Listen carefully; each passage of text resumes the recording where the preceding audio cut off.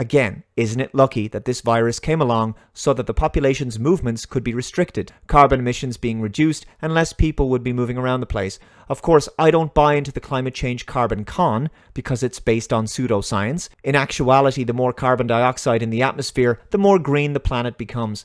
But the globalists constantly need a narrative of fear, of terrible danger, in order to maintain control of the population.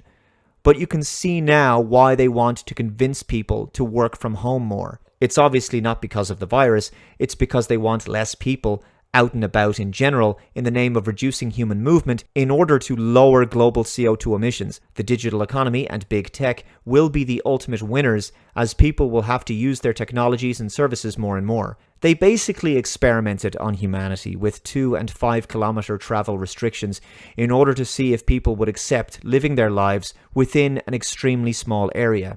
And as Klaus Schwab explained in his book COVID-19 and the Great Reset, and this is a quote, "In one form or another, social and physical distancing measures are likely to persist after the pandemic itself subsides, justifying the decision, in many companies from different industries, to accelerate automation. After a while, the enduring concerns about technological unemployment will recede as societies emphasize the need to restructure the workplace in a way that minimizes close human contact. Indeed, automation technologies are particularly well suited to a world in which human beings can't get too close to each other or are willing to reduce their interactions."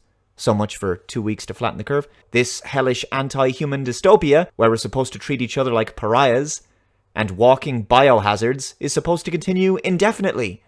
Our lingering and possibly lasting fear of being infected with a virus, COVID-19 or another, will thus speed the relentless march of automation, particularly in the fields most susceptible to automation.